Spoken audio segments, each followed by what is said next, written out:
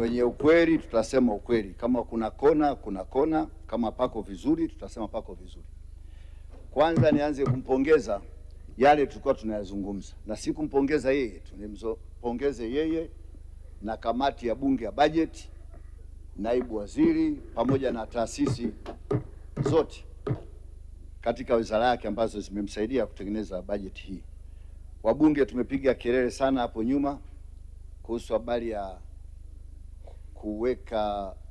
kutoa ushuru kwenye mafuta ya kutoka nje. Hapa nimeona umeweka ushuru ili kulinda viwanda vya ndani. Kwenye pamba nimeona hivyo hivyo, umelinda viwanda vyetu vya ndani vya nguo.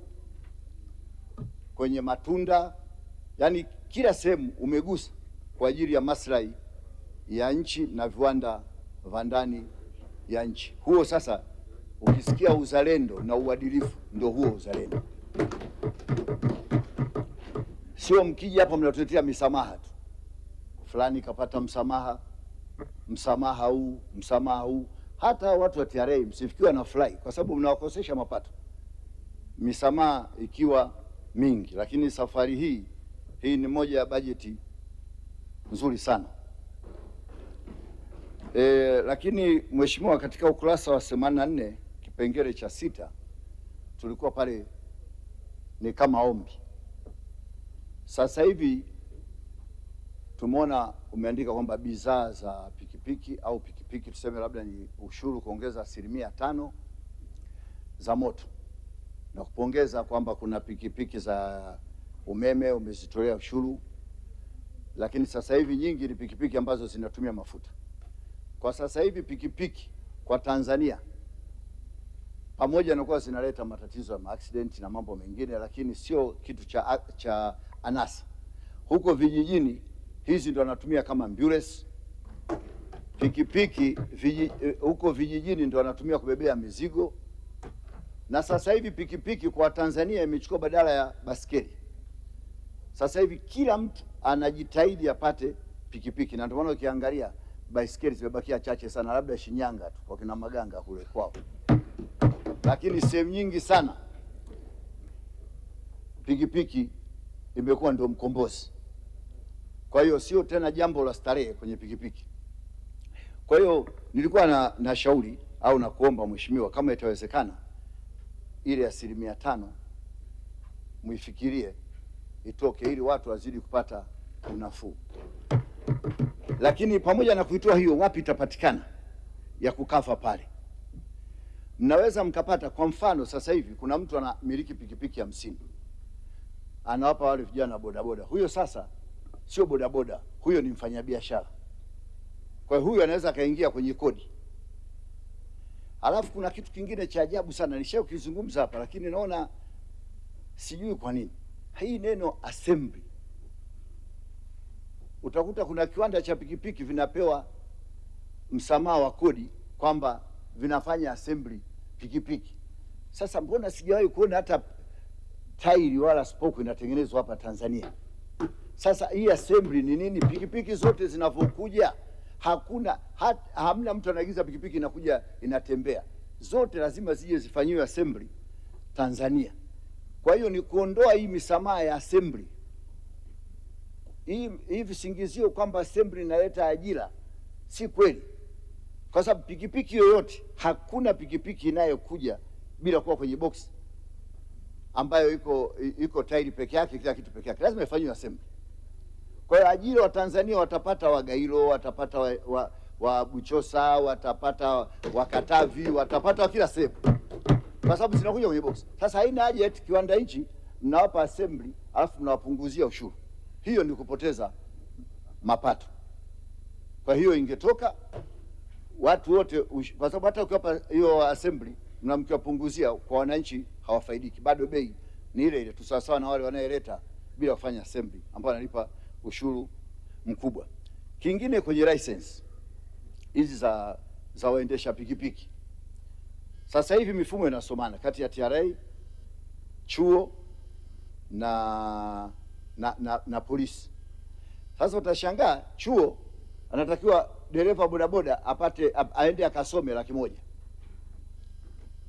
alafu akienda pale gharama ya testi polisi shilingi 3000, lena shilingi 10,000, license TRA shilingi 70,000, ukijumlisha 183,000.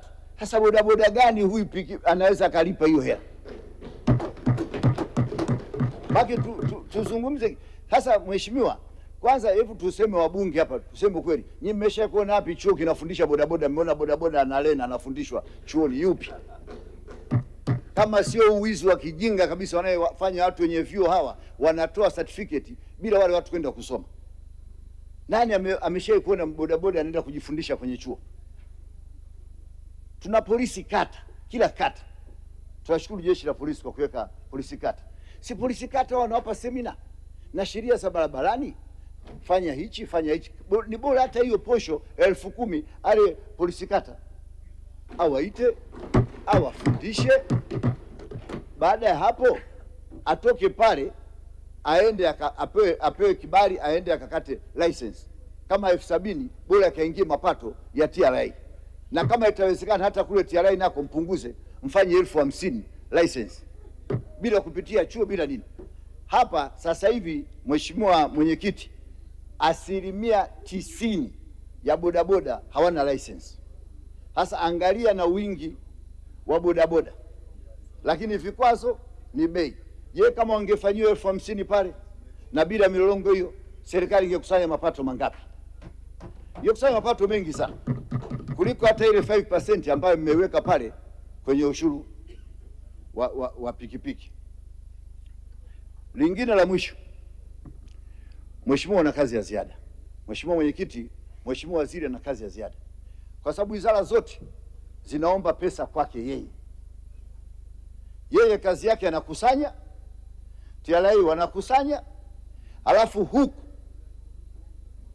kama wizara zote msitegemee kwamba kila kitu rais ndo aje asimamie. Hata tunaposema labda machinga wamezidi, sio mnangoja eti kwamba machinga wa Kichina, machinga wa kabila fulani wa nini wa nje. Nimeona hata mheshimiwa aliyopita hapa amezungumza haya masuala ya Korea wa nini. Anayetakiwa kuzungumza sio mheshimiwa rais. Nyinyi wenye mamlaka na hizo wizara zenu ndio mnatakiwa mtoe matamko hayo. Rais yawe wa mwisho, labda huko nchi zimepiga kelele kidiplomasia, yeye ndo anakuja anarekebisha. Sasa na mwenyekiti, kwenye wizara ya fedha watu wote wanachukua pesa kutoka wizara ya fedha, wanalalamikia kupata pesa kutoka wizara ya fedha, lakini matumizi yanakuwa makubwa sana huku chini. Kama matumizi yanakuwa makubwa sana, basi na wizara ya fedha mngekuwa na kitu maalum, chombo maalum kinachochunguza kabla ya kugawa hizo fedha kwenye mawizara au kwenye sehemu fulani au taasisi fulani. Mwe mnajiridhisha kwamba hapa tunataka tupeleke hela ya daraja mahali fulani. Je, hili daraja bilioni 10 imetumika kweli bilioni 10? Au tulipeleka bilioni 5? Hizi bilioni 5 zimetumika, tupeleke zingine? Maana yake msipoangalia hivyo itakuwa hela zinachukuliwa lakini matumizi yanakuwa mengi. Sasa hapa tunasema tu mwaka huu tutakusanya kiasi fulani, mwaka huu tunakusanya kiasi fulani, lakini je, matumizi yetu tunayadhibiti vipi? Tunayadhibiti vipi matumizi ya huku sehemu nyingine? Na sio wizara tu zingine, hata nyinyi wenyewe wizara ya fedha wenyewe mnadhibiti vipi matumizi haya? Kwa mfano matumizi ya magari.